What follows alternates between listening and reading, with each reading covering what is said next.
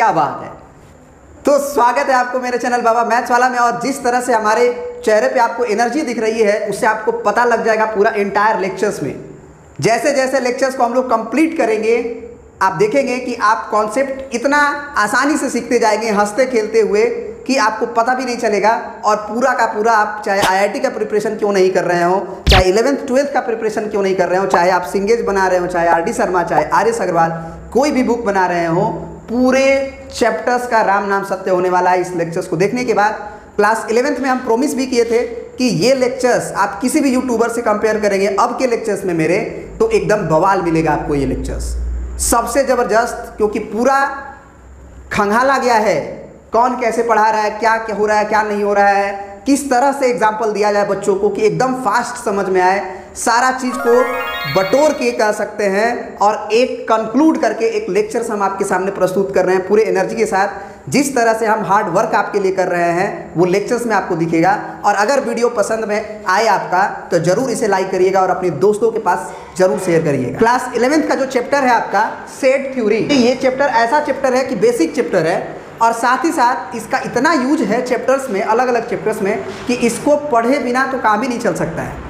मतलब बहुत लोग बोलते हैं कि सेट तो ऐसे ही है, मतलब कोई उतना इंपॉर्टेंस नहीं है, लेकिन ये ऐसा चैप्टर है जिसको ना पढ़ोगे तो बहुत सारे चैप्टर्स में तुम्हें दिक्कत होगा। तो ये चैप्टर बहुत ज़्यादा इंपॉर्टेंट है, बेसिक चैप्टर कह सकते हैं आपके क्लास 11th के लिए, चाहे आईआईटी मैथमेटिक्स के लिए। तो जो लोग भी इसे हल्के में ले रहे हैं हल्के में ना लेंगे। और इस वीडियो को देखने के बाद आप इतने एनर्जेटिक हो जाओगे और इतना एनिमेशन के थ्रू हम इसको समझाने का कोशिश करेंगे सेट थ्योरी पूरे एंटायर चैप्टर को कि आपको मज़ा आ जाएगा। मतलब पूरा बवाल चैप्टर होने वाला है आपका क्लास 11th का सबसे पहला चैप्टर, चैप्टर 1। और आपको बता देते हैं कि जिस तरह से ये चैप्टर आपको पढ़ाएंगे उसी तरह से प्रत्येक वीडियो का लेक्चर आपको प्रस्तुत होगा, आपको मिलेगा।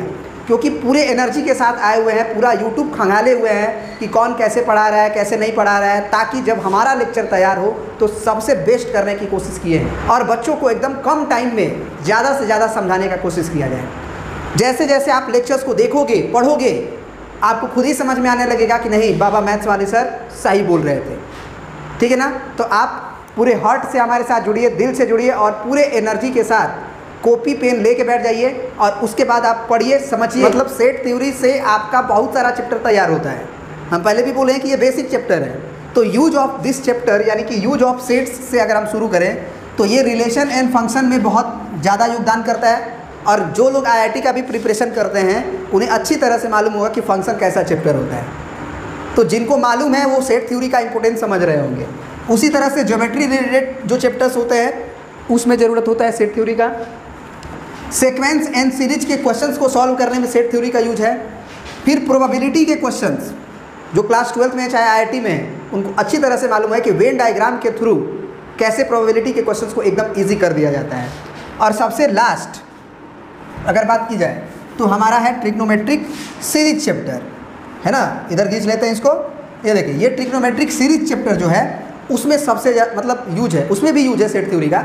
मतलब आप ये कह सकते हो कि पूरा सेट थ्योरी एक चैप्टर जो है वो बेसिक तो है ही, साथ ही साथ बहुत सारे चैप्टर्स के लिए ये रामबाण है, मतलब कह सकते हैं। तो एकदम अच्छे से पढ़ेंगे इस चीज़ को, कॉपी पेन के साथ ज़रूर पढ़िएगा। क्योंकि अगर आप नोट डाउन कर लोगे ना भाई तो हम कह रहे हैं कि इससे बेस्ट लेक्चर नहीं मिलने वाला है। नोट डाउन करते जाओ क्योंकि रिवीजन के टाइम में ये पूरा 1 घंटे का वीडियो, आधे घंटा का वीडियो नहीं देख पाओगे तुम। बात समझ रहे हो ना। रिवीजन के समय में आपका कॉपी ज़्यादा हेल्प करेगा, कम टाइम रहता है तो कॉपी पेन जरूर लेके पढ़िएगा, ठीक है। तो सबसे पहले ये चैप्टर को किन्होंने बनाया, किन्होंने डिज़ाइन किया। हमारे जो जॉर्ज कैंटर साहब हैं इनको बहुत आदर से, इनका रेस्पेक्ट से नाम लिया जाना चाहिए बिकॉज ऑफ कि ये मैथमेटिशियन है और मैथमेटिशियन का तो रेस्पेक्ट करेगा ही भाई। इन्होंने कैसे ये ट्रिग्नोमेट्री मतलब चैप्टर को डिज़ाइन किया, क्यों ज़रूरत पड़ा इस चैप्टर को डिज़ाइन करने का। जब ये थोड़ा सा 1 मिनट का इंट्रोडक्शन का सुन लीजिए। जब ये ट्रिग्नोमेट्रिक सीरीज़ के क्वेश्चन को सॉल्व कर रहे थे तो बहुत सारी प्रॉब्लम्स आ रही थी इनको उसको सॉल्व करने में। तो इन्होंने उसी समय एक चैप्टर को डिज़ाइन किया जिसका नाम रखा सेट थ्योरी। और उसमें क्या रखना है क्या नहीं रखना है वो पूरी डिज़ाइनिंग उस चैप्टर का इन्होंने ही किया है, ठीक है ना। तो चलिए अब हम लोग आगे बढ़ जाते हैं, सेट थ्योरी के डेफिनेशन पे आते हैं, है ना। तो सबसे पहला जो डेफिनेशन है, a well defined collections of object is called set. A well defined collections of object is called set. इसमें एक वर्ड आया हुआ है, वो वर्ड का नाम है आपका वेल डिफाइंड, और एक वर्ड और आया है कलेक्शंस, और एक वर्ड आया है ऑब्जेक्ट। अगर आपको सेट थ्योरी को समझना है तो सबसे पहले आपको कलेक्शन को समझना पड़ेगा और वेल डिफाइंड वर्ड को समझना पड़ेगा। ऑब्जेक्ट तो आप समझते ही हो। ऑब्जेक्ट कितने तरह के होते हैं हमारे पूरे वर्ल्ड में? 2 तरह के, एक लिविंग एक नॉन लिविंग। लिविंग में जैसे आप कह सकते हैं हम आ सकते हैं, बिल्ली आ सकती है, कुत्ता आ सकता है, मेढक आ सकता है, जो जिंदा है। नॉन लिविंग में बुक्स आ सकता है, बोर्ड आ सकता है, फैन आ सकता है, मोबाइल आ सकता है, ट्राइपॉड आ सकता है, ये आपका मार्कर आ सकता है, ये रिमोट आ सकता है नॉन लिविंग में। तो 2 तरह के ऑब्जेक्ट्स होते हैं। ऑब्जेक्ट को समझना बहुत आसान है। हमें सबसे ज़्यादा जो तकलीफ देता है ना वो कलेक्शंस और वेल डिफाइंड। ये दोनों को अगर समझना है तो आप एक कलेक्शन का मतलब क्या होता है? कलेक्शन का मतलब हिंदी अर्थ बोलो तो समूह होता है, ग्रुप होता है। तो कलेक्शन बहुत सारा हो सकता है। जैसे मान लो कि हम बोले बुक्स का कलेक्शन, तो बुक्स का कलेक्शन में क्या होगा? कोई मैथ का ले लेगा, कोई हिस्ट्री ले लेगा, ज्योग्राफी ले लेगा, साइंस ले लेगा, कोई दूसरा है कोई उर्दू ले लेगा, फारसी ले लेगा, बंगाली ले लेगा, कोई और है तीसरा वो गुजराती ले लेगा, मराठा ले लेगा। माने अलग अलग तरह का बुक ले सकता है। कोई हिंदी का ही केवल ले ले, कोई इंग्लिश का ही ले ले। तो ये सब कलेक्शंस हैं।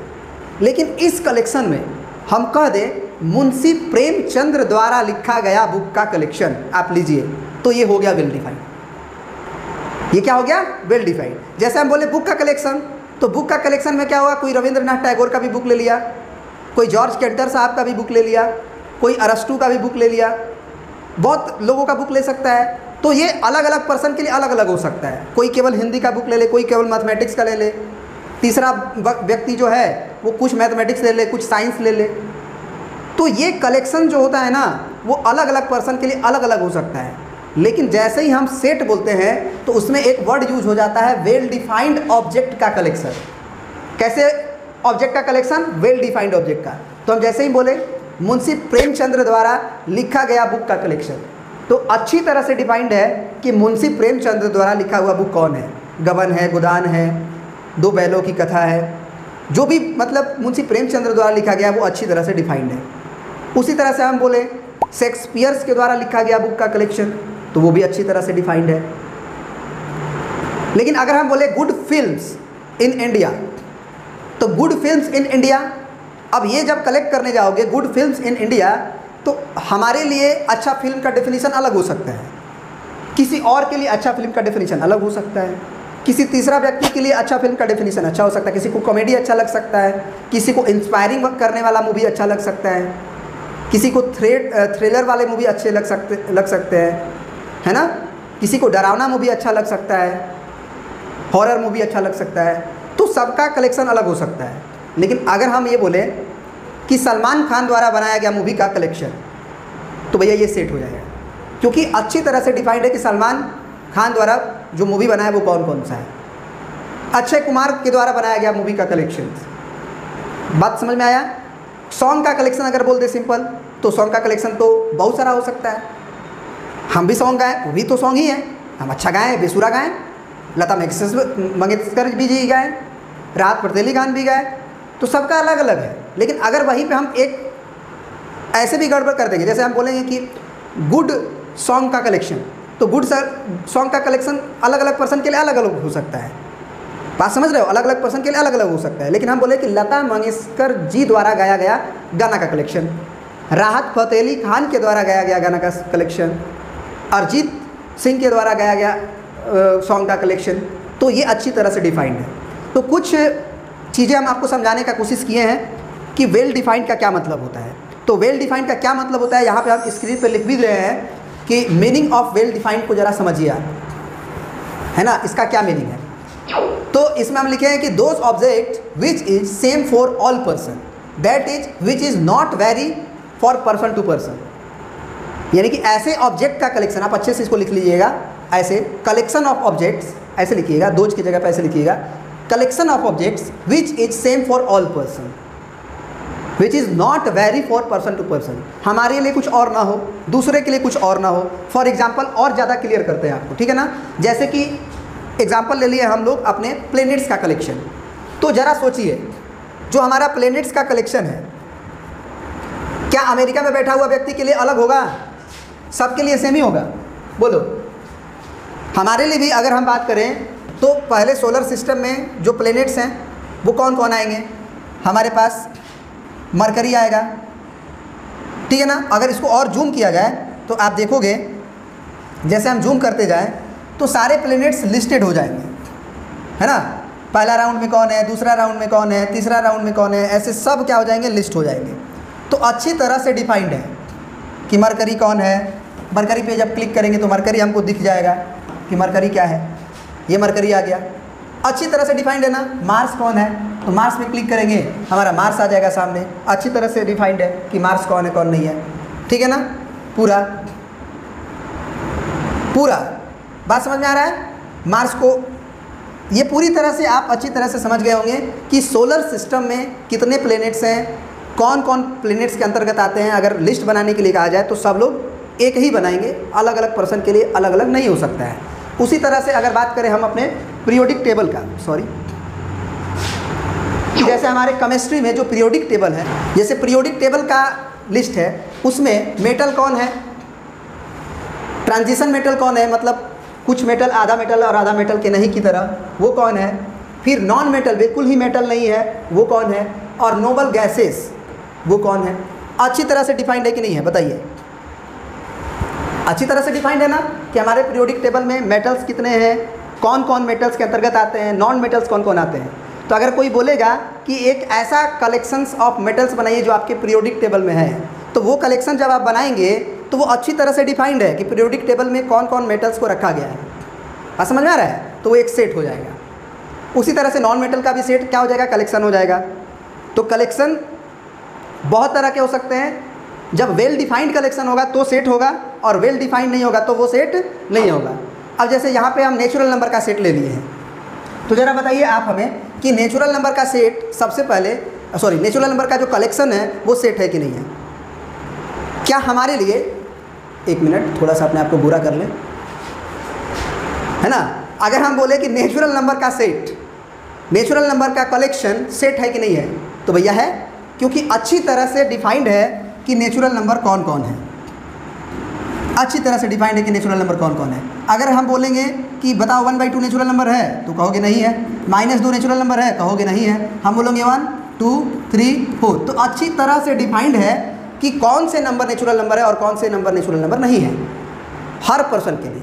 हम भी अगर नेचुरल नंबर का कलेक्शन बनाएंगे तो यही बनाएंगे, कोई और बनाएगा तो यही बनाएगा। तो ऐसा कलेक्शन जो अच्छी तरह से डिफाइंड हो, सबके लिए यूनिक आए, पर्सन टू पर्सन वेरी नहीं करे, ऐसे कलेक्शन को हम लोग सेट का नाम देते हैं। अब उसी तरह से अगर हम बात करें अपने अगले सेट का, होल नंबर का सेट, तो ये भी अच्छी तरह से डिफाइंड है कि होल नंबर कौन है, होल नंबर कौन नहीं है कि नहीं। उसी तरह से इंटीजर का सेट देखें तो कौन इंटीजर है कौन नहीं है। जैसे अगर हम बोले कि इंटीजर का सेट बनाओ तो उसमें कोई 1/2 नहीं रख सकता है, -3/2 नहीं रख सकता है। जब भी रखेगा तो 0 1 2 3, फिर डॉट डॉट डॉट, इधर आके देखें तो -1 -2 -3 डॉट डॉट डॉट। तो इसी को एक साथ कोलैबोरेट करके 0 +-1 +-2 +-3 +-4 डॉट डॉट डॉट लिखा गया है। तो अच्छी तरह से डिफाइंड है कि भैया हमारा इंटीजर्स कौन कौन है। उसी तरह से अगर बात करें हम रेशनल नंबर का सेट, तो रेशनल नंबर भी कौन है कौन नहीं है अच्छी तरह से डिफाइंड है। नहीं, अच्छी तरह से डिफाइंड है कि रेशनल नंबर कौन है और कौन नहीं है। ऐसे नंबर्स जिसे P/Q के रूप में लिखा जा सके, और साथ ही साथ दोनों P और Q इंटीजर हो, और साथ ही साथ Q जो है वो 0 के बराबर नहीं होना चाहिए। ये बिलोंग्स टू है, PQ बिलोंग्स टू Z, मतलब P और Q इंटीजर होना चाहिए, ठीक है ना। अब आगे बढ़ जाते हैं। जैसे ये बहुत बढ़िया एग्जाम्पल है आपके समझने के लिए, ठीक है ना। ये एग्जाम्पल है आपका the collection of most renowned mathematician of the world, यानी कि हमारे संसार के, हमारे पूरे संसार के जो टॉप, जो क्या है, टॉप 5 मैथमेटिशियन हैं, वो कलेक्शन सेट है कि नहीं। मतलब पूरे वर्ल्ड के, पूरे संसार के आज तक के जो सबसे टॉप मैथमेटिशियन हैं, 5 प्रसिद्ध, है ना, रिनॉल्ड का मतलब होता है प्रसिद्ध, फेमस, 5 मैथमेटिशियन सेट है कि नहीं उनके कलेक्शंस। आप सोच के देखिए, बिल्कुल ये सेट नहीं होगा। क्यों? क्योंकि किसी के लिए हम ही सबसे बड़े मैथमेटिशियन हो, और किसी के लिए ये लोग भी 5 सबसे बेस्ट मैथमेटिशियन हो सकते हैं, किसी के लिए ये भी 5 मैथमेटिशियन सबसे टॉप वाले मैथमेटिशियन हो सकते हैं। यानी कि हर पर्सन के लिए अलग अलग आ सकता है। बात समझ में आ रहा है? तो ऐसे कलेक्शन को सेट नहीं करते हैं। उसी तरह से अगर हम आपको एक एग्जांपल दें, the collection of 5 most beautiful girl in the world, हमारे संसार में सबसे अधिक सुंदर कन्याओं, 5 कन्याओं को आपको सेट बनाना है। ज़रा सोचो, किसी के लिए उसकी भले वो एकदम बदसूरत दिखे, उसके लिए जान न्यौछावर करता हो, उसके लिए पूरी दुनिया वही हो, उसके लिए पूरी संसार वही हो, नहीं, और किसी और के लिए कोई और हो, किसी और के लिए कोई और हो। जैसे फॉर एग्जाम्पल, ये फगुनिया तो हमार जान है रे जान, तोरा को इतना चाहते हैं, इतना चाहते हैं, इतना चाहते हैं, इतना चाहते हैं, इतना चाहते हैं, कितना चाहते हैं, क्या बताएं, सीना चीर के दिखाएं बजरंग बली जैसा। एग्जाम्पल अगर बात करें तो किसी के लिए ये 5 कन्याएं जो है वो सबसे खूबसूरत नज़र आ रही हो। बात समझ में आ रहा है? किसी के लिए ये 5 कन्याएं बहुत खूबसूरत नज़र आ रही होंगी। और जैसा कि हम पहले भी बताए हैं, किसी के लिए तो मतलब समझ रहे हो ना, ये ज़रा एग्जाम्पल को देखना, ये किसी के लिए ये भी बहुत खूबसूरत नज़र आ रही होंगी, ठीक है ना, अभी घबराइए मत, एक और हैं, किसी के लिए ये भी बहुत खूबसूरत हो सकती हैं। तो वो डिपेंड करता है पर्सन टू पर्सन, आप समझ पा रहे होंगे, ठीक है ना। और भी आपको अगर कहिएगा तो पिक्चर दिखा सकते हैं, जैसे ये हैं हमारी मोहतरमा जी, कितनी खूबसूरत नज़र आ रही है, देखिए, है ना। तो किसी के लिए ये भी खूबसूरत होंगी, किसी के लिए ये भी खूबसूरत होंगी, समझ में आ रहा है, किसी के लिए ये भी खूबसूरत होंगी।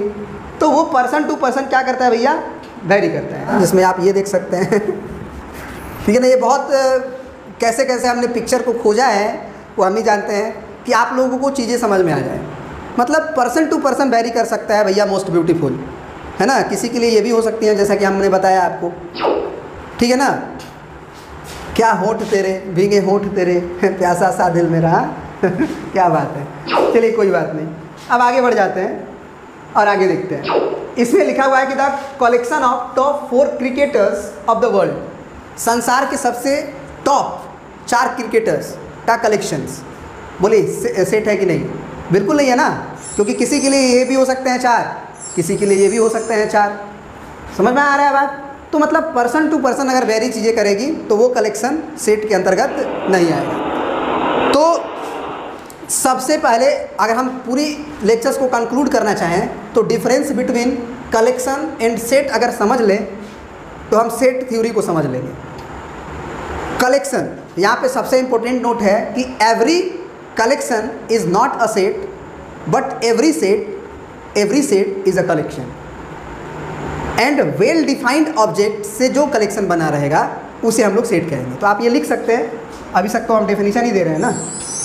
Every set is a collection but a collection is not necessarily to be a set, only well defined collections are set, ठीक है ना। केवल वेल डिफाइंड कलेक्शन ही सेट होगा। एग्जाम्पल तो हम अभी आपको बहुत सारा दे ही चुके हैं। अब बढ़ जाते हैं अपने अगले पॉइंट पे, बहुत आराम से समझेंगे इस चीज़ों को, ठीक है ना। अब देखिए सेट थ्योरी को हम समझ लिए, इसमें कुछ बातें होती हैं इंपॉर्टेंट नोट्स करके आप इसे प्रिंट कर लीजिएगा, ठीक है ना। पहले तो objects, elements and members of a set are synonyms terms. क्या मतलब है इसका? जैसे कि एक सेट के अंदर जैसे 1 है, 2 है, 3 है, 4 है, डॉट डॉट डॉट ऐसे है। मान लीजिए नेचुरल नंबर का सेट है, तो नेचुरल नंबर का सेट में जो 1, 2, 3, 4 कहलाता है उसे हम ऑब्जेक्ट भी कह सकते हैं, एलिमेंट्स भी कह सकते हैं और मेंबर्स भी कह सकते हैं। तीनों में से कुछ भी कह सकते हैं। समझ में आ रही है ना बात?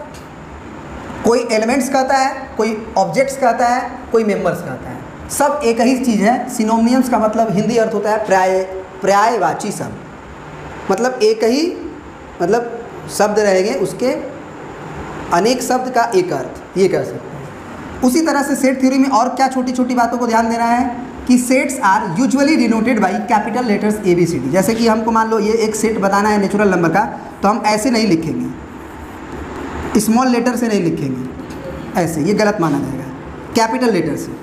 तो कोई भी सेट को अगर रिप्रेजेंट करता हुआ दिखेगा तो वो आपका कैपिटल A चाहे कैपिटल B चाहे कैपिटल C से दिखेगा, चाहे कैपिटल X बराबर आपको लिखा हुआ मिलेगा 1, 5, 7 या कुछ भी 1, 9, 8, ये कैपिटल लेटर्स से मिलेंगे। लेकिन अगर आपको मान लीजिए कि कोई सेट लिखना है और उसके अंदर के एलिमेंट को लिखना है, तो आप उसके अंदर का एलिमेंट अगर आप नहीं जानते हो क्या है, तो आप A, B, C लिखो छोटा लेटर में, और बाहर वाले एलिमेंट को आप लिखो बड़ा लेटर से, यानी कि बड़ा A से रिप्रेजेंट करो किसी सेट को, और अंदर का एलिमेंट लिखना है तो छोटा A, छोटा B, छोटा C लिखो, वही लिखा है। The elements of sets are represented by small letters A, B, C, X, Y, Z etc। तो ये छोटी छोटी बात होती है जो आपको ध्यान में रखना चाहिए, ठीक है ना। और बढ़ जाते हैं हम आगे की तरफ। जैसे ये देखो, जैसे ये होल नंबर का एक सेट है। अब इस होल नंबर में हम बोलें, ये बराबर लिख लीजिएगा, इस होल नंबर में हम बोलें कि क्या -2 इसका एक एलिमेंट है, चाहे इसका एक मेंबर है, चाहे इसका एक ऑब्जेक्ट है। तो बोले, कोई भी बोलेगा कि भैया होल नंबर के सेट में -2 क्या करेगा, नहीं है। तो अगर -2 इसका एलिमेंट नहीं है, तो हिंदी में अगर लिखने की बात करें तो लिखेंगे -2 डज नॉट बिलोंग्स, क्या लिखेंगे, -2 is not an element of W। -2 जो है एक एलिमेंट नहीं है W का, या इसी को ऐसे लिखेंगे -2 does not belongs to W। But अगर हम यहाँ पे बोले कि 2 क्या एक एलिमेंट है W का, तो है जी, तो ऐसे लिखेंगे 2 is an element of W। और वही लिखें कि बिलोंग्स में तो 2 बिलोंग्स टू, ऐसे 2 बिलोंग्स टू W। और इसका एक सिंबल भी होता है, वो ज़्यादा ज़रूरी है समझना। अगर कोई एलिमेंट उसके अंदर नहीं आ रहा है, पहले आ रहा है कि समझो, जैसे 2 आ रहा था तो 2 को लिखेंगे 2 बिलोंग्स टू, किस में बिलोंग्स कर रहा है, तो W के सेट में, तो हम बोलेंगे कि 2 बिलोंग्स टू W। जबकि -2 इसी W में बिलोंग्स नहीं कर रहा था, तो बिलोंग्स लिख के, बिलोंग्स को ऐसे लिखते हैं, ऐसे नहीं, ये ऐसे गलत होता है, ऐसे बिलोंग्स टू, और उसको नहीं काट देना, मतलब does not belongs to W, है ना। तो ये चीज़ आप नोट करके आप लिख भी लीजिएगा। हम आपको स्क्रीन पे उसे लिख के बता दे रहे हैं क्या लिखा हुआ है। इफ़ A, है ना, ध्यान से देखिएगा, इफ़ से A is an element of set A, then A belongs to A। मतलब किसी सेट में, जैसे मान लीजिए A लिखा है, C लिखा है, D लिखा है, E लिखा है, तो हम बोलेंगे कि A is an element of set A, है ना, इसके अंदर बिल्कुल है, तो हम कहेंगे कि A जो है वो हमारा कैपिटल A के अंदर आएगा। बस समझ में आ गया। लेकिन अगर यहीं पे हम एक और एग्जांपल की बात करें, ये एग्जांपल का, यहाँ पे आप देख सकते हैं, if B is not an element of set A। जैसे कि आप इस सेट में देख पा रहे होंगे कि B इसके अंदर नहीं है ना, A है, C है, D है, E है। तो B अगर इसके अंदर नहीं है तो कैसे लिखेंगे, B is not belongs to set A, है ना। B does not belongs to, does not माने बिलोंग्स लिख के काट लेना है, और A। तो ये आप छोटी छोटी बातों को आप ज़रूर समझिएगा कि आगे काम आए। फिर अब आगे बढ़ जाते हैं हम लोग अपने लेक्चर्स पे, रिप्रेजेंटेशन ऑफ सेट्स। सेट को रिप्रेजेंट करने का हमारे पास 2 तरीका है। एक तरीका है हमारा जिसे कि रोस्टर फॉर्म कहते हैं, और उसी को टेबुलर फॉर्म भी कहते हैं, या उसी को लिस्ट मेथड भी कहते हैं। ये एक ही मेथड है सेट को रिप्रेजेंट करने का। जैसे कोई भी सेट है उसको लिखना पड़ेगा ना, तो उसको लिखने का 2 तरीका है। एक है तुम्हारा रोस्टर फॉर्म या टेबुलर फॉर्म या लिस्ट फॉर्म, और एक है तुम्हारा सेट बिल्डर फॉर्म, ठीक है ना। तो बारी बारी से दोनों को हम लोग स्टडी करेंगे, ठीक है ना। सबसे पहला मेथड आप देख रहे होंगे स्क्रीन पे, रोस्टर फॉर्म और टेबुलर फॉर्म और लिस्ट मेथड। इस मेथड में सेट को कैसे लिखा जाता है, इसको यहाँ लिखा गया है। कहा जा रहा है कि under this method we list all members, यानी कि ऑल एलिमेंट्स, मेंबर्स मतलब उसके अंदर में जो लिखा हुआ है, ऑल एलिमेंट्स, ये N है, elements of the sets within braces, ये जो करली ब्रैकेट है उसको ब्रैसेस बोलते हैं, ऐसे। तो जितने भी एलिमेंट होंगे उसको ब्रैसेस के अंदर रखेंगे, एंड सेपरेटेड, है ना, सेपरेट देम बाई कॉमास, और उनके अंदर जो एलिमेंट लिखे गए जाएंगे, जैसे 1 हो गया, 2 हो गया, 3 हो गया, उसको कॉमा से सेपरेट करेंगे। बस समझ में आ रहा है, ब्रैसेस के अंदर लिखेंगे बस। तो ये मेथड में सेट लिखना बहुत आसान है। दिक्कत क्या होता है, दूसरा वाला जो था हमारा सेट बिल्डर फॉर्म, क्योंकि इस मेथड में डायरेक्टली जितने भी एलिमेंट हैं उसको कॉमा से सेपरेट करके कर्ली ब्रैकेट के अंदर लिख देना है। बात समझ में आया? फिर एक बहुत ही इंपॉर्टेंट नोट लिखा गया है, और ये नोट को आप ज़रूर से ध्यान दीजिएगा, ये नोट हल्के में मत लीजिएगा, ये बहुत अच्छा नोट है। इस नोट को पढ़िए पहले। कह रहा है कि note that the order in which the elements are listed is not immaterial. समझ में आ रहा है ना? कहने का मतलब यह है कि इस सेट के अंदर मान लो कोई एक सेट है ए, मान लो क्या है, एक कोई सेट है ए है, इसके अंदर हम लिस्ट किए हैं 1 2 5 7, 1 2 5 7 ये लिस्ट की है। तो अगर हम बोलें कि एक इसी सेट को हम ऐसे लिख सकते हैं क्या, 2 1 5 7, बिल्कुल लिख सकते हैं। ऑर्डर मैटर नहीं करता है, पहले 7 फिर 5 फिर 1 फिर 2 लिख सकते हैं। ये सारे सेट यही है, मतलब इनमें कोई अंतर नहीं है। अगर आपको लग रहा होगा कि सेट के एलिमेंट्स के ऑर्डर को बदल देने से सेट बदल जाएगा, तो ये गलत बात है। इन्होंने यही बोलने का कोशिश किया है जिन्होंने ये डिज़ाइन किया है चैप्टर को, कि एक सेट के अंदर अगर एलिमेंट हम लिख रहे हैं तो अगर वो एलिमेंट सारे सेम हो, भले इधर उधर लिखे गए हों, उससे कोई फ़र्क नहीं पड़ता है, वो सेट सेम ही माना जाएगा। बात समझ में आ गया ना? तो ये मेथड आप समझ गए होंगे। एक और इम्पोर्टेंट बात हम आपको बता देते हैं जो इसमें नहीं लिखे हैं। वो बात क्या है इम्पोर्टेंट, कि किसी भी सेट में, जैसे मान लीजिए आप ए सेट लिख रहे हैं, आपने 1 2 5 7 लिख दिया, और एक सेट मान लो बी लिख दिया आपने, इसमें लिख दिया सबसे पहले तो 2 5 7 1, है ना? क्या लिख दिया आपने? 2 5 7 1। तो क्या ए और बी बराबर हैं? तो बिल्कुल बराबर हैं जी, क्योंकि इसमें भी 1 2 1 2 5 7 5 7 दोनों में लिखा हुआ है। लेकिन क्या एक सेट ए के अंदर 1 2 5 7 लिख दें,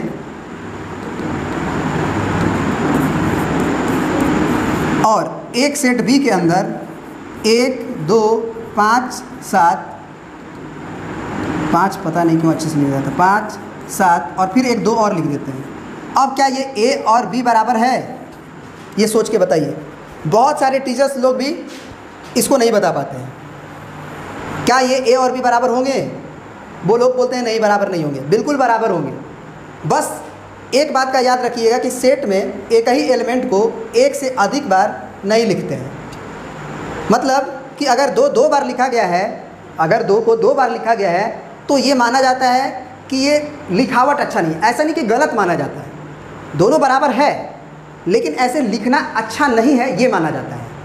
लेकिन अगर कोई बच्चा गलती से 1 2 5 7 2 लिख दिया है, इसका मतलब वो सेट ए ही लिखा है, ये माना जाता है। लेकिन एक ही एलिमेंट को एक से अधिक बार नहीं लिखा जाता है सेट में। ये सेट की एक प्रॉपर्टी माना जा सकता है कि एक सेट के अंदर एक से अधिक एलिमेंट एक जैसे नहीं लिख सकते हैं। जैसे कोई बोले कि आपको मैथमेटिक्स जो वर्ड है MATHE मैथमेटिक्स, इसका एक सेट बनाइए इनके एलिमेंट का, तो आप M लिखोगे, आप A लिखोगे, फिर T है वो लिखोगे, कॉमा दे के सेपरेट करना है, क्योंकि सारे लेटर्स को अभी आपने सीखा है कि ब्रासेस के अंदर लिखते हैं और कॉमा से सेपरेट करते हैं। फिर E लिखेंगे, अब वापस M आया ना, तो M अगर आप एक बार लिख दिए हो तो दोबारा मत लिखना। फिर A भी लिख चुके हो मत लिखना, फिर T भी लिख चुके हो मत लिखना, I नहीं लिखे हो लिख लो, फिर C लिख लो, S नहीं लिखे हो वो लिख लो। लेकिन कोई बच्चा अगर MATE उसके बाद वापस M लिख दिया, फिर IC फिर S लिखा, तो क्या वो गलत लिखा है? तो गलत नहीं लिखा है, गलत नहीं काटा जा सकता है, लेकिन लिखा हुआ डिज़ाइन अच्छा नहीं है। मतलब ये कह सकते हैं कि उस बच्चे को सेट का नॉलेज नहीं है, लेकिन गलत नहीं माना जाएगा। दोनों सेट बिल्कुल इक्वल है। आई होप कि ये अच्छे से आप समझ गए होंगे, ठीक है ना? चलिए अब बढ़ जाते हैं हम लोग आगे। अपने दूसरा इसमें कुछ एग्जांपल्स कर लेते हैं। एग्जांपल में कह रहा है कि the set of vowels in English alphabet. तो अगर वॉवेल्स का सेट बनाना है तो सबसे पहले हम जानते हैं कि कैपिटल लेटर से किसी भी सेट को रिप्रेजेंट करते हैं, तो ए मान लिए। और इस सेट के अंदर हमको इंग्लिश अल्फ़ाबेट में जो वॉवेल आता है वो याद है हमें, AEIOU, AEIOU, यही हमारा वॉवेल्स होते हैं। तो अगर इसको हमको इसमें सेट के रूप में लिखना है, किस फॉर्म में? तो अभी जो हमने रोस्टर फॉर्म या टेबुलर फॉर्म या लिस्ट मेथड लिखे उस फॉर्म में, तो कैसे लिखेंगे? ये जितने भी वोवेल्स हैं उसको कॉमा से सेपरेट कर देंगे। हो गया कंप्लीट, ठीक है ना। अब एक और एग्जांपल जरा देखा जाए।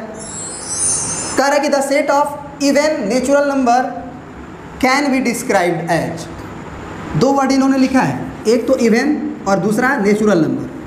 तो अगर इवन कहा जाता तो इवन में तो हम 0 से स्टार्ट कर देते, 0 2 4 6, हाँ कर देते ना। लेकिन क्या नेचुरल नंबर है हमारा ये 0? नहीं, नेचुरल नंबर में तो 1 से स्टार्ट होता है, तो इसीलिए ये गलत हो जाएगा। तो अगर आपको इवन नेचुरल नंबर का सेट लिखना है तो मान लीजिए उस सेट को हम ए बोल दे रहे हैं, आप बी भी बोल सकते हो, सी भी बोल सकते हो, एक्स भी बोल सकते हो, वो तुम्हारे पे ऊपर डिपेंड करता है, उसमें कोई डरने वाली बात नहीं है, ठीक है ना। तो सेट ए के अंदर अगर हम इवन नेचुरल नंबर लिखना चाहते हैं तो हमारी स्टार्टअप 2 से होगी, क्योंकि नेचुरल नंबर भी होना चाहिए और इवन भी होना चाहिए। तो 2 4 6 8 10 और फिर डॉट डॉट डॉट, मतलब इसी तरह से आपको आगे बढ़ना है, 12 14 16 इनफाइनाइट तक जाना है, लेकिन पैटर्न 2-2 के गैप का रहेगा, ठीक है ना। आई होप कि ये बातें आप समझ गए होंगे। अब कुछ और एग्जाम्पल लिया जाए आपके लिए। ये कह रहा है if A is a set of all prime numbers less than 11। अब अगर कह रहा है कि ए एक सेट है जो प्राइम नंबर्स का सेट है जो 11 से छोटा है, तो क्या लिखेंगे भैया हम? सबसे पहले तो प्राइम नंबर हमें आना चाहिए, क्योंकि अच्छी तरह से डिफाइन किया गया है कि प्राइम नंबर कौन है और प्राइम नंबर कौन नहीं है। तो ये तो सेट है पहले तो प्राइम नंबर 2 से स्टार्ट होता है, 1 को प्राइम नंबर में नहीं रखा गया है, और ऐसा नंबर जो खुद से डिविजिबल हो और 1 से डिविजिबल हो। तो 1 हो गया, 2 हो गया, 3 हो गया, 5 हो गया, 7 हो गया, 9 नहीं ले सकते क्योंकि 9 3 से डिविजिबल हो जाता है, 3 3 9, 10 नहीं ले सकते हैं। 11 से कम बोला है तो बस इतना ही, तो यहाँ पे कॉमा नहीं रहेगा, यहाँ पे ब्रैकेट बंद रहेगा, ठीक है ना, जहाँ पे कहानी खत्म हो गई। तो ये एग्जाम्पल का ये आंसर है। आई होप कि आप इन्जॉय कर रहे होंगे लेक्चर्स को। अब देखते हैं अगला टॉपिक अपना, सेट बिल्डर फॉर्म। अभी तक हमने जो देखा था वो क्या था? Tabular form. अभी हम जो पढ़ने जा रहे हैं उसी सेट को रिप्रेजेंट करने का, उसी मतलब कोई भी सेट को रिप्रेजेंट करना है, उसी सेट को रिप्रेजेंट करने का 2 तरीका है, एक पढ़ लिए हैं, एक अभी पढ़ रहे हैं। इसमें क्या है, कह रहा है कि under this method of describing a set, अगर हम एक सेट को डिस्क्राइब कर रहे हैं सेट बिल्डर मेथड के अकॉर्डिंग, तो वी लिस्ट द प्रॉपर्टी, और यहाँ पे और है प्रॉपर्टी, और properties satisfied by the all the elements of the set. मतलब इस सेट के अंदर हम लोग जितने भी एलिमेंट्स की प्रॉपर्टी है उसको शो करते हैं, बस एलिमेंट्स को डायरेक्टली नहीं लिखते हैं, लेकिन ऐसा प्रॉपर्टी सेट के अंदर लिखते हैं जिससे वो सेट अच्छी तरह से पता चल जाता है कि वो सेट है कि नहीं है। इस सेट में क्या यूज किया जाता है देखो, in such a case the set describing by, कैसे रिप्रेजेंट किया जाता है अगर समझना है तुम्हें, तो इसमें ऐसे रिप्रेजेंट किया जाता है। जैसे मान लो कि हमको दिखाना है 1 से 1 2 3 4 5, हमको ये सेट को सेट बिल्डर फॉर्म में दिखाना है और एक सेट ए है, तो इसको हम लोग प्रॉपर्टी के रूप में कैसे दिखाएंगे देखना, ऐसे लिखा जाता है। सबसे पहले तो ऐसे लिखा जाता है x, फिर सच दैट, मतलब x ऐसा है, x सच, ऐसे पढ़ा कैसे जाता है, x such that x belongs to natural number. लेकिन अगर ऐसा लिख के बस छोड़ दोगे तो नेचुरल नंबर में तो 6 7 8 9 10 भी आ सकता है, लेकिन तुम्हें तो 1 2 3 4 5 ही केवल लिखना है। तो x सच दैट कि x नेचुरल नंबर है, लेकिन यहाँ पे एक और बात का लिखना होगा कि x इज़ लेस देन 6। अब इस मेथड में एक और बच्चा दूसरे तरीका से ये भी लिख सकता है, कह सकता है कि set A x such that, क्या पढ़ा जाता है x, इसको पढ़ने का तरीका और कैसे फिल किया जाता है, अगर उसको समझ लोगे आप तो क्वेश्चन बहुत आसान हो जाएगा। बहुत लोगों को समझ में नहीं आता है कि कैसे पढ़ा जाता है और उसका क्या मतलब निकलता है, तो दोनों चीज़ हम आपको समझाने का कोशिश करेंगे 2-3 एग्जाम्पल के थ्रू। देखिएगा, सबसे पहले तो x सच दैट का मतलब होता है x ऐसा है कि, x सच दैट, इसको क्या पढ़ते हैं, सेमी कॉलन को सच दैट, क्या बोला जाता है, सच दैट। और इसका हिंदी अर्थ क्या होता है, x ऐसा है कि, अब x के बारे में लिखेंगे। x मतलब ऐसे बोला जाता है कि x जो है, ये जो सेट A है वो x एलिमेंट का है, ये जो सेट A है वो x एलिमेंट का है, और वो x एलिमेंट कैसा है, तो ऐसा है कि x का वैल्यू 6 से छोटा है एंड x बिलोंग्स करता है नेचुरल नंबर से। तो 6 से छोटा तो 2.1 भी आ जाता है, 6 से छोटा 3.5 भी आ सकता है। उसे कौन काटेगा, तो बगल वाला। And x belongs to natural number, क्योंकि x नेचुरल नंबर भी है और 6 से छोटा भी है, तो उसमें पक्का 5 4 3 2 1 ही आएगा। आई होप कि आप अच्छे से समझ गए होंगे। तो ये प्रॉपर्टीज़ में हम तुम्हें इसको समझाने का कोशिश करेंगे कि ये क्या लिखा हुआ है, ठीक है ना, ज़रा समझने का कोशिश करना। कह रहा है कि in such a case the set is describing by, curly bracket लिखा जाएगा, x such that properties of the x, माने कि जो x रहेगा उस x का प्रॉपर्टी को यहाँ लिख दिया जाएगा और कर्ली ब्रैकेट में बंद कर दिया जाएगा। या फिर x, आइए सच दैट को ऐसे भी लिखते हैं, बाई करके कह सकते हैं, लेकिन बाई नहीं होता है, बाई ऐसे होता है, ये सीधा होता है। तो x सच दैट लिखने के बाद properties of the x, properties of the x, फिर which is read as set of all x such that, क्या पढ़ा जाता है इसको, सेट ऑफ ऑल x। जैसे हम यह लिखे हैं तो इसको क्या पढ़ेंगे, सेट ऑफ ऑल x, जितना भी x है। लेकिन फिर लिखा गया है सच दैट, सच दैट मतलब कि वो ऐसा हो, ऐसे पूरे x का set, set for all x मतलब पूरे ऐसे सेट का x जो क्या हो, प्रॉपर्टीज ऑफ x को होल्ड करता हो। यानी कि जो एलिमेंट्स को बताने की कोशिश की जा रही है उस एलिमेंट की प्रॉपर्टीज़ को वो होल्ड करता हो। देन सिंबल दिस और दिस मतलब semicolon is read as such that. अब कुछ क्वेश्चन के थ्रू आप इसको समझ। तो अब एक अगला एग्जांपल लिए हैं आपको सामने, जो इस सेट को किस फॉर्म में लिखना है, सेट बिल्डर फॉर्म में। कैसे लिखना है, सेट बिल्डर फॉर्म में। लिखा गया कि the set E of all even natural numbers can be written as, है ना, the set of E of all even natural numbers can be written as, मतलब कैसे लिखेंगे इवन नेचुरल नंबर के सेट को प्रॉपर्टीज़ के फॉर्म में। अगर ऐसे नॉर्मली लिखना होता तो हम क्या लिखते हैं, 2 4 6 8 10 डॉट डॉट डॉट, ये हो गया हमारा इवन नेचुरल नंबर। लेकिन अगर इसे प्रॉपर्टीज़ के फॉर्म में लिखना हो, सेट बिल्डर फॉर्म में लिखना हो, तो कैसे लिखेंगे, ऐसे लिखेंगे, E बराबर x such that x is a natural number and x in the form of 2n, क्योंकि आपको मालूम होगा कि 2n एक इवन नंबर का रिप्रेजेंटेशन है। अगर n का वैल्यू 1 रखेंगे तो 2 आ जाएगा, n का वैल्यू 2 रखेंगे क्योंकि n belongs to natural number है, 2 रखेंगे तो 2 दूना 4 आ जाएगा, 3 रखेंगे 3 दूना 6 आ जाएगा, यानी कि 2 4 6 8 10 आता रहेगा। और ये कर्ली ब्रैकेट में बंद जरूर करेंगे, इसे ध्यान रहे। तो अब क्या पढ़ेंगे इसको, है ना, ऑल वैल्यूज ऑफ x या for all values of x such that, for all values of x का मतलब दुनिया का सारा x का वैल्यू नहीं, फिर सच दैट लिखा है, दुनिया का सारे x का वैल्यू लेने की कोशिश कर रहे थे, लेकिन सच दैट वो x ऐसा हो कि x is a natural number and x is equal to 2n, जहाँ n जो होगा वो बिलोंग्स करेगा नेचुरल नंबर में, क्योंकि वो x का ही सेट है। यहाँ पे लिखा गया है कि ये जो सेट E है वो x का सेट है, लेकिन वो x कैसा है, तो x बराबर 2n के फॉर्म का है।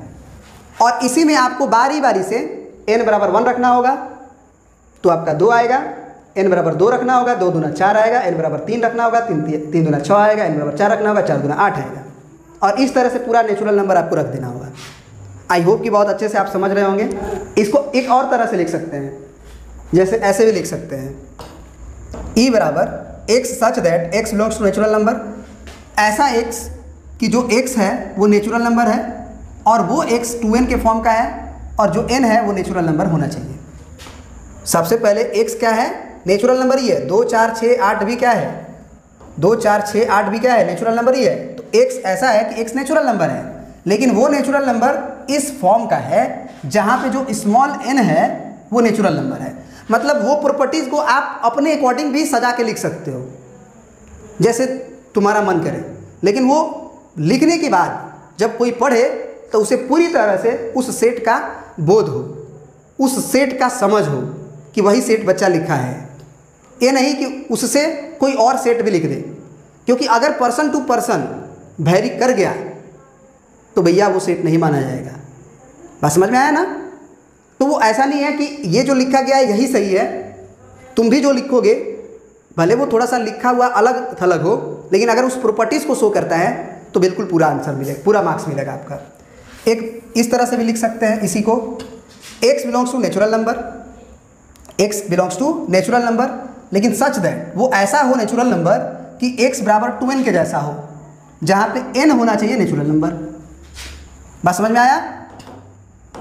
क्या बोला गया कि x नेचुरल नंबर है, x नेचुरल नंबर में बिलोंग कर रहा है, लेकिन सच दैट ऐसा नेचुरल नंबर जो 2n के फॉर्म का हो और n नेचुरल नंबर हो, मतलब n का वैल्यू वापस से 1 डालेंगे 2 आएगा, वापस से 2 डालेंगे 4 आएगा, ऐसा नेचुरल नंबर हो। आई होप कि बहुत अच्छे से समझ गए होंगे। अब एक और एग्जांपल लेते हैं।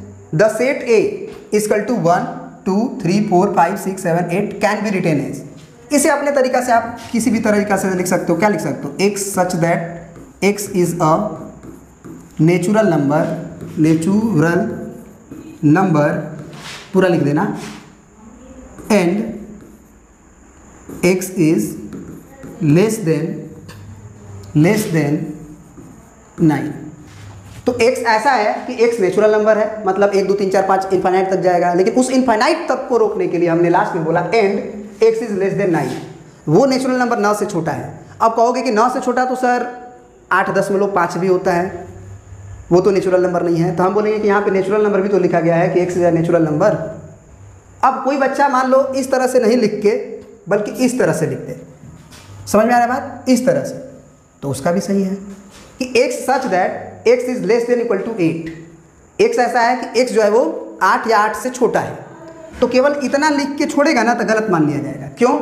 क्योंकि अगर ये बात नहीं लिखेगा वो, इसका मतलब क्या निकलेगा कि x जो है वो 2.5 भी हो सकता है, x जो है वो 3.8 भी हो सकता है, क्योंकि 8 से छोटा में 2.5 आता है। लेकिन हम तो इस एलिमेंट्स की बात कर रहे हैं, तो इसीलिए ये एंड के बाद जो बातें लिखी गई है वो ज़रूरी है। x 8 या के बराबर या 8 से छोटा है, लेकिन वो x नेचुरल नंबर भी होना चाहिए। तो अगर नेचुरल नंबर भी है और 8 से छोटा है और 8 के बराबर भी है तो 8 7 6 5 4 3 2 1 तक ही जाएगा। अब छोटा में 0 नहीं ले सकते क्योंकि नेचुरल नंबर उसे अलाउ नहीं करेगा। आई होप कि आप अच्छे तरह से इसे समझ गए। कोई लड़का ऐसे भी लिख सकता है ना, कोई लड़का इसे ऐसे भी लिख सकता है, a बराबर x belongs to natural number.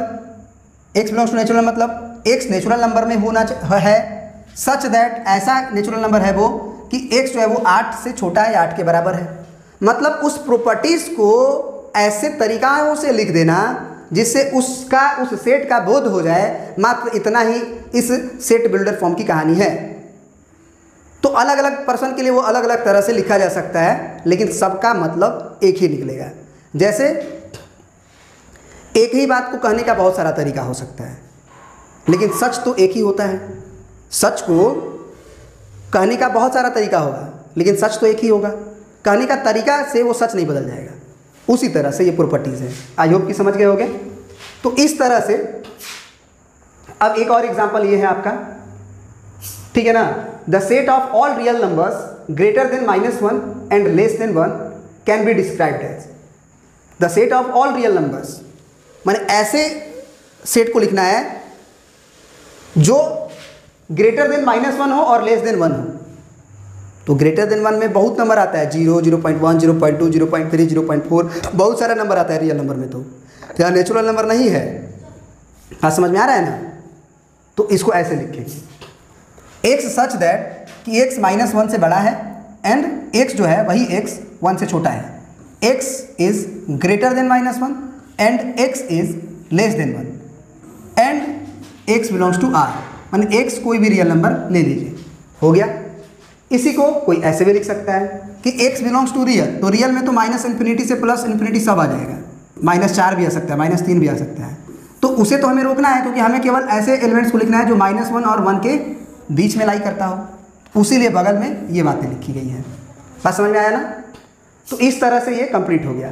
अब एक और एग्जाम्पल है तुम्हारा, the set A equal to 0 1 4 9 16 ... इसको कैसे प्रॉपर्टीज के फॉर्म में लिखोगे?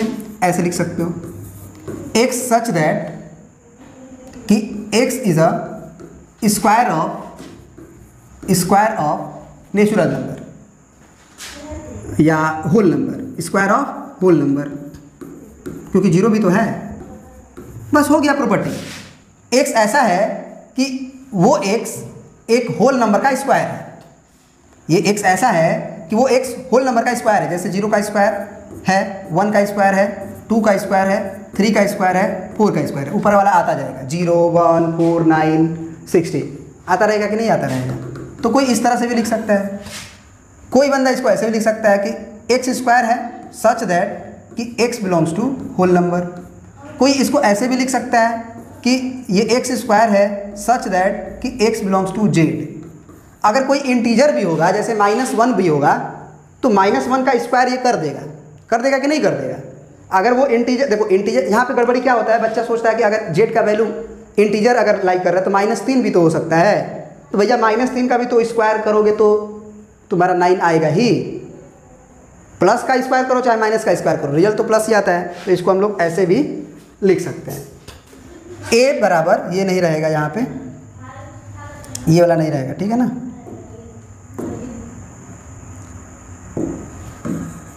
ये नहीं रहेगा। a बराबर कर्ली ब्रैकेट के अंदर x स्क्वायर सच दैट कि वो बिलोंग्स कर रहा हो integer, x belongs to z लिखोगे। क्या लिखेंगे? x बिलोंग्स टू z, ठीक है ना। आई होप कि ये खत्म हो गया।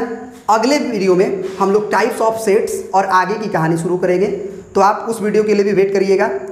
अगले अल्टरनेट डेज में, मतलब एक दिन के बाद शाम को 6 से 8 बजे तक के बीच में वो वीडियोस में मिलेगा। चलिए अब हम लोग फिनिश कर लिए ये सेट थ्योरी का ये वाला पार्ट, और इस वाले पार्ट का होमवर्क के लिए कुछ क्वेश्चंस हम सेलेक्ट किए हैं, उसे आप जरूर बनाइएगा। क्योंकि अगर क्वेश्चन नहीं बनाइएगा तो आप सीख नहीं पाएगा मैथमेटिक्स को, लर्न नहीं कर पाइएगा, फील नहीं कर पाइएगा। Practice makes a man perfect. और आपके लिए एक बहुत ही बढ़िया खुशखबरी है, क्योंकि बहुत सारे बच्चे क्या करते हैं कि बुक परचेज नहीं कर पाते हैं। R D Sharma, R S Agarwal की बहुत महंगे बुक अब आ रहे हैं पहले के कंपैरिजन में। तो उनके लिए सबसे बढ़िया बात यह है कि हम सारे क्वेश्चंस एनसीईआरटी के, आर एस अग्रवाल के और आर डी शर्मा के एक साथ कंपाइल करके इसी वीडियो में दे रहे हैं। आप स्क्रीनशॉट के माध्यम से उसे देख सकते हैं, उसे मतलब बना सकते हैं, ठीक है ना। तो एनसीईआरटी का सबसे पहले क्वेश्चन हम लिखेंगे, आप स्क्रीन पर देख सकते हैं। सबसे पहला क्वेश्चन ये, ठीक है ना, आप इसे देख पा रहे होंगे। ब्राइटनेस थोड़ा सा इसको ओके कर दे रहे हैं ताकि आप देख पाएँ, ठीक है ना। आप अगला सेट ऑफ क्वेश्चंस देखिए, एनसीईआरटी का ही आप लिख सकते हैं, स्क्रीनशॉट ले सकते हैं और आराम से बैठ के बना सकते हैं, ठीक है ना। फिर आर एस अग्रवाल का ये है, पहला क्वेश्चन का आंसर नीचे दिया हुआ है, ठीक है ना। ये वाला एक ही क्वेश्चन है, अभी इसका स्क्रीनशॉट लिया हुआ है 1A का, तो 1A का पहला क्वेश्चन का ही केवल आंसर दिए हुए हैं। अब हम लोग पहला क्वेश्चन का ही और पार्ट और दूसरा से लेके 3 तक के क्वेश्चन दिए हैं, उसका आंसर शीट आपका यहाँ पे है, ठीक है ना। 1 का भी आंसर है पहले वाला का भी, 2 से लेके आगे तक का भी आंसर शीट है। फिर ये क्वेश्चन नंबर 3 तक ही था आर एस अग्रवाल के एक्सरसाइज 1A का, ठीक है ना। अब 4 से लेके 6 तक क्वेश्चन यहाँ पे है और उसके आंसर शीट यहाँ पे हैं, ठीक है ना। तो बेहिचक होकर आप स्क्रीनशॉट लीजिए और घर पे बैठ के आराम से क्वेश्चन बनाइए। जो डाउट हो आप बेहिचक कमेंट करें कि सर ये question number R S Agarwal का इतना नंबर में हमको दिक्कत है। एक वीडियो जो हम लोग नेक्स्ट पार्ट बनाएंगे तो वो ले लेंगे। ये आर डी शर्मा का क्वेश्चन है आपका, पूरा एक साथ हम कर दिए हैं ताकि बच्चों को दिक्कत ना हो। 1, 2, 3 क्वेश्चन है पहला एक्सरसाइज 1.1 में, और उसका आंसर भी यहाँ पे दिया गया है, ठीक है ना। कुछ आंसर कट गया है क्या इसका, थोड़ा देखते हैं। तो ये जो आंसर कट गया था क्वेश्चन नंबर 3 का, उसका आंसर हम यहाँ पे लिख दिए हैं, पहला, दूसरा, तीसरा, चौथा, पांचवा, छठवां का, ठीक है ना। तो आप यहाँ से स्क्रीनशॉट लेके ये भी बना सकते हैं। अब आर डी शर्मा का ही एक एक्सरसाइज 1.2 भी है इसी थ्योरी और कॉन्सेप्ट पे, उसका ये क्वेश्चन है आपका 1 से लेके 3 तक, और उसका आंसर शीट आपका ये बगल में है, ठीक है ना। और क्वेश्चन है शायद 4-5 तक है, तो आगे का देख लीजिए पार्ट आप। ये देखिए 4 से लेके आगे का तक जो 7 तक का क्वेश्चन है उसका भी आंसर शीट इसमें है, ठीक है ना। आप स्क्रीनशॉट ले सकते हैं बेहिचक होके, ठीक है ना। थोड़ा चाहिएगा तो हम ऊपर भी कर देंगे इसको, ठीक है ना। चलिए तो आप स्क्रीनशॉट ले सकते हैं, ठीक है। आई होप कि आप समझ गए होंगे। तो अब हम लोग मिलेंगे अगले पार्ट में और उसमें पढ़ेंगे हम लोग टाइप्स ऑफ सेट के बारे में, ठीक है ना। टाइप्स ऑफ सेट के बारे में और इसके आगे की कहानियाँ बहुत अच्छे से पढ़ेंगे। वीडियो अगर आपको पसंद आता है मेरा तो आप जरूर लाइक करें वीडियो को, अपने दोस्तों के पास जरूर शेयर करिएगा, क्योंकि जब इतना बढ़िया कंटेंट आपको दे रहे हैं तो एक रिक्वेस्ट है आपसे कि आप ज़रूर शेयर करें अपने दोस्तों के पास। और अगर आप कोई भी टॉपिक पे वीडियो चाहते हैं तो बेहिचक कमेंट करिए, क्योंकि आपकी मात्र एक कमेंट से आपको एक वीडियोज़ मिल जाएगा और बहुत ही एकदम क्या बोलते हैं उसको, बवाल वीडियो मिलेगा आपको, मतलब आपका कॉन्सेप्ट बिल जाएगा। ठीक है ना, तो बेहिचक होकर आप कमेंट कर सकते हैं, मेरे व्हाट्सअप नंबर पे भेज सकते हैं जो भी क्वेश्चन में अगर आपको डाउट हो, 8709468996 और 6 है ना, इस पे। थैंक्स फॉर वॉचिंग, बहुत बहुत धन्यवाद आपका।